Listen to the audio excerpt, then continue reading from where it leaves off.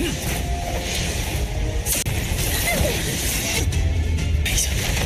看能不能找出破绽。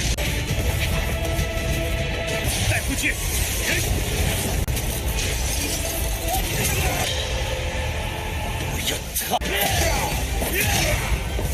Halo semuanya, bagaimana nih kabar kalian? Pada kesempatan kali ini, kita akanlah melanjutkan Tonghua dari BTTA, tepatnya episode 167. Untuk di part sebelumnya, mereka semua bermain kucing-kucingan, dan pada akhirnya, mereka sampai di pohon kuno Bodhisattva. Kita panggil saja sebagai pohon Bodhi ya. Namun, adanya 3 penjaga, salah satunya berasal dari klan jiwa. Dan di sini mereka akhirnya memutuskan bekerja sama guys, demi mendapatkan pohon Bodhi. Dan untuk di episode kali ini kita akanlah melihat kalau Xiaoyan serta lainnya akanlah bertarung mati-matian menghadapi 3 elit Banseng. Hai. Oke lah, kalau begitu langsung saja kita masuk ke dalam ceritanya. Karena ada 3 boneka elit Banseng, maka ya mereka juga akanlah berbagi tugas. Contohnya seperti pasukan Xiaoyan akanlah melawan boneka kelas Banseng. Hunyu akanlah memimpin kelompoknya sendiri untuklah melawan leluhur klan Hun yang telah diubah menjadi boneka ya. Sedangkan untuk pasukan dari Jiufeng atau suku Demon Phoenix, mereka akanlah melawan 1 boneka Banseng. Dan mereka bertiga setuju dengan semua ini. Namun sebelum itu, Xiaoyan memperingatkan kepada rekan-rekannya kalau 1 boneka Banseng ini bisa saja menghabisi mereka semua dengan begitu mudah. Pada intinya, lawan mereka ini sangat sulit untuklah dihadapi. Dan jika mereka mendapati sebuah masalah besar, lebih baik melarikan diri atau mundur dari pertarungan. Nyawa lebih dipentingkan. Dan Xiaoyan meminta kepada mereka tetaplah berhati-hati dalam pertarungan. Tanpa basa-basi, mereka semua langsunglah menerjang. Dan pertarungan melawan 3 elit Banseng benar-benar dimulai. Dan untuk boneka elit Banseng ini akanlah Mimin panggil sesuai warnanya. Pasukan Xiaoyan akanlah menghadapi boneka elit Banseng berwarna emas. Pasukan Xiaoyan yang menyerang, dia langsunglah mengeluarkan sebuah kemampuan yang merubah dimensi di sekitar mereka. Xiaoyan dan lainnya sungguh begitu terpukau dengan kemampuan seperti ini. Begitu juga dengan pasukannya Jiufeng, mereka menghadapi boneka elit Banseng berwarna putih. Ya, kalau untuk pasukannya Hunyu, mereka menghadapi leluhurnya sendiri ya. Jadi ya, tidak perlu dibedakan guys.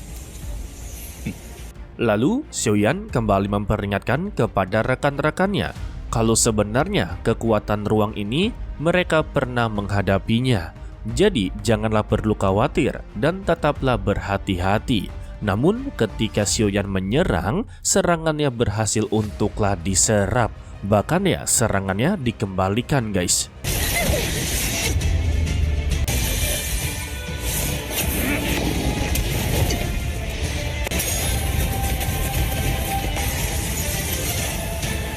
Sementara itu untuk Hunyu, dia masihlah percaya diri kalau leluhur mereka ini bisa untuklah diselamatkan.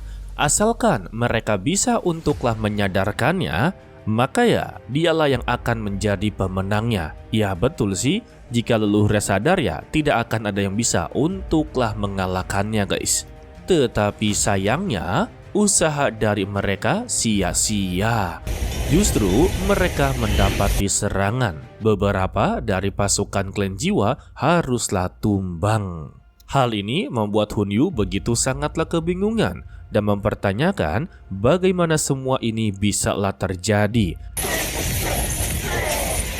Sedangkan ya untuk Jiufeng dan lainnya, mereka tampaklah begitu kesulitan. Karena untuk Banseng putih ini ternyata ya memiliki kemampuan seperti pelukis. Sehingga yang bisa mereka lakukan hanya bisa untuklah bertahan. Ya gimana kagak kesulitan guys, satu gerakan saja langsung keluar gambar dalam jumlah yang begitu banyak. Sampai lukisan naga dikeluarkan, pertahanan mereka langsunglah hancur lebur. Namun, mereka juga tidaklah mau menyerah begitu saja. Jufeng dan lainnya langsunglah menerjang. Sedangkan untuk Xiuyan dan lainnya berhasil untuklah bertahan. Di sini, Xiuyan memang sudahlah tahu ya kalau banseng emas ini sedanglah dikendalikan oleh pohon Bodhi.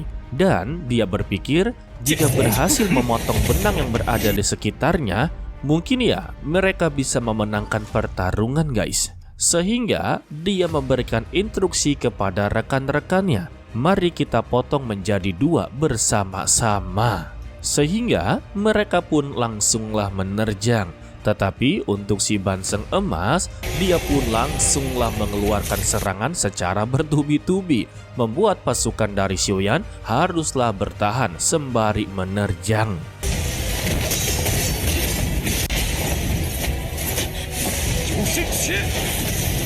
Namun, Xiuyan yang berada di depan, dia berhasil untuklah melewati serangan tersebut.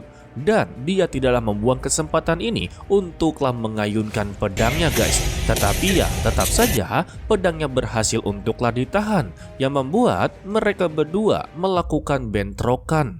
Tetapi inilah yang direncanakan oleh Xiuyan. Dia sengaja untuklah membakar seluruh benang pohon Bodhi, dan untuk rekan-rekannya bertugas untuklah memotongnya guys. Sayangnya belum ada satupun orang yang berhasil. Malah Xiuyanlah yang terkena sebuah jebakan, dan ketika tubuhnya diseret, Sun Er langsunglah menjadi begitu sangat panik, dan dia langsunglah mengeluarkan jarumnya, dan jarumnya berhasil untuklah memutuskan satu benang. Berkat dari Sun Er, membuat teman-temannya berhasil mendapati kesempatan dalam memutuskan satu persatu benang. Begitu juga dengan Xiuyan, dia berhasil terlepas dari ikatan tersebut. Dia tidaklah membuang kesempatan ini untuklah memutuskan seluruh benang tersebut. Akan tetapi secara tiba-tiba ya, benang pohon Bodhi kembali bertambah banyak. Alhasil keadaannya semakinlah rumit ya.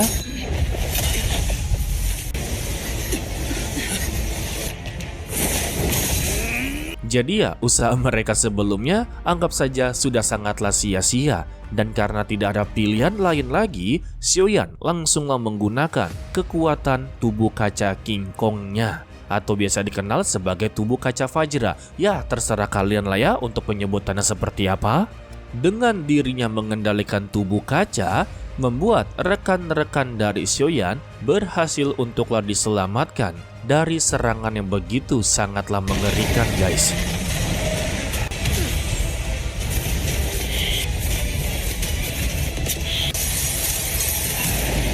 Setelah dirinya berhasil bertahan, Xiuyan langsunglah mengambil ancang-ancang untuklah memukulnya, sehingga banseng emas ini terpental dan membuat rekan-rekannya mendapati kesempatan memutuskan seluruh benang yang berada di tubuhnya guys.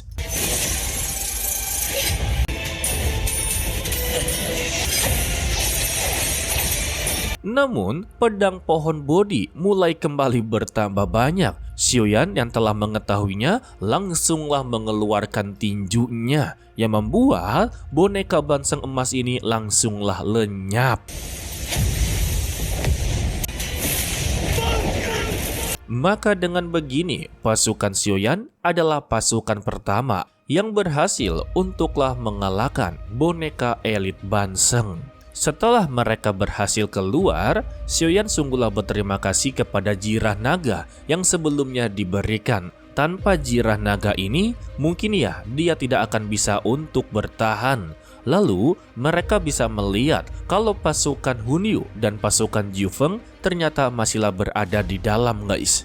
Selagi menunggu mereka berdua selesai, Xiuyan juga memberikan seluruh pil pemulihan kepada rekan-rekannya. Kayaknya enak ya jadi bawahan dari Xiuyan, tidak ada ruginya sama sekali ya. Sayangnya, waktu sudahlah berlalut begitu lama. Kekuatan mereka yang sudahlah pulih, tetapi untuk Hunyu dan Jufeng belum kunjung berhasil. Sun Er mempertanyakan kepada Xiuyan, apakah mereka juga perlu untuklah turun tangan. Tetapi ya, Xiuyan juga enggan untuklah membantu mereka. Lebih baik menunggu mereka berdua keluar, atau ya menunggu mereka terbantai, maka merekalah yang akan melanjutkan pertarungan. Dan sesingkatnya, Hunyu dan Jufeng berhasil untuklah menyelesaikannya secara bersama-sama. Tetapi ya mulai terlihat kalau kedua belah pihak mulai terengah-engah. Tandanya ya mereka bertarung mati-matian.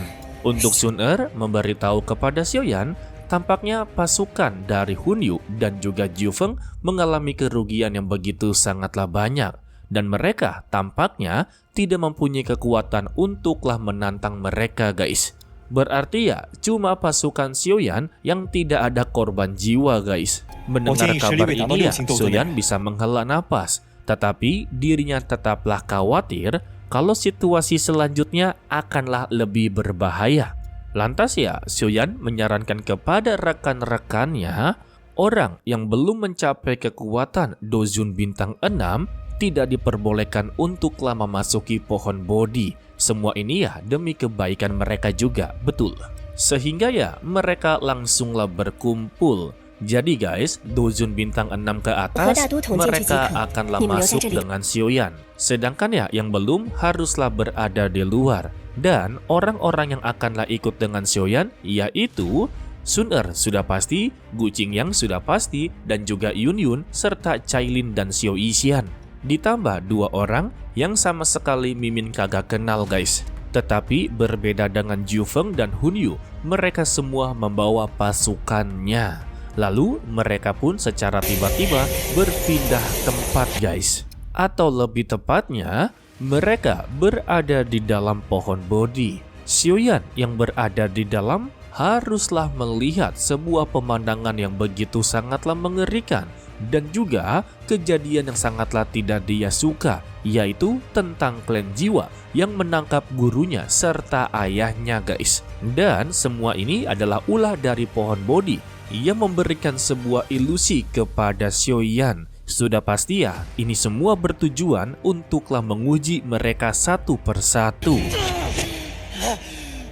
Pada awalnya, Xiaoyan tidak bisa untuklah mengendalikan ilusi semua ini, membuat kebencian mengendalikan jiwanya guys. Di dalam ilusinya, Xiaoyan membabat habis seluruh anggota klan jiwa. Tetapi ya mulai terlihat di tubuhnya ada benang pohon Bodhi yang nantinya dia akanlah dikendalikan dan nasibnya akanlah sama seperti 3 elit Banseng jika dia tidaklah tersadarkan guys.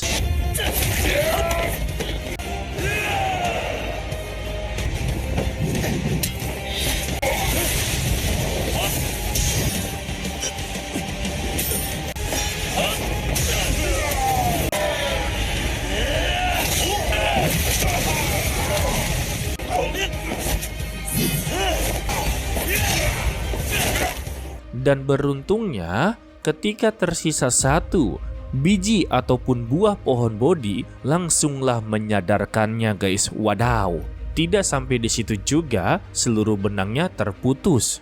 Setelah kesadarannya kembali, Xiaoyan sungguhlah berterima kasih kepada biji Bodhi 1 ini. Jika tanpa dia, mungkin dia sudah terkendalikan dan Tongguo ini akanlah berganti MC utamanya. Tetapi karena dia telah berhasil melewati ilusi ini, Xiaoyan langsunglah dihadapkan dengan pohon Bodhi yang sudahlah tidak memiliki daun, atau lebih tepatnya sudahlah layu. Ya, sebutannya gimana ya? Gersang, layu, atau sudah mati? Mimin kagak tahu ya. Namun Mimin penasaran kepada rekan-rekannya, terutama kepada Hunyu dan Jufeng, apakah mereka berhasil untuklah melewati ilusi tersebut. Ya, mungkin di episode berikutnya kita akanlah diberitahu ya. Oke lah, sepertinya cukup sampai di sini saja dulu untuklah video kali ini. Mimin ucapkan terima kasih kepada kalian yang selalu menonton sampai akhir guys. Pesan dari Mimin, tetaplah menjadi orang yang baik walaupun itu sangatlah sulit. To be continue, sampai jumpa di video berikutnya. Bye bye.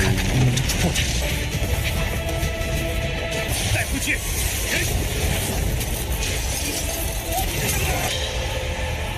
我要操！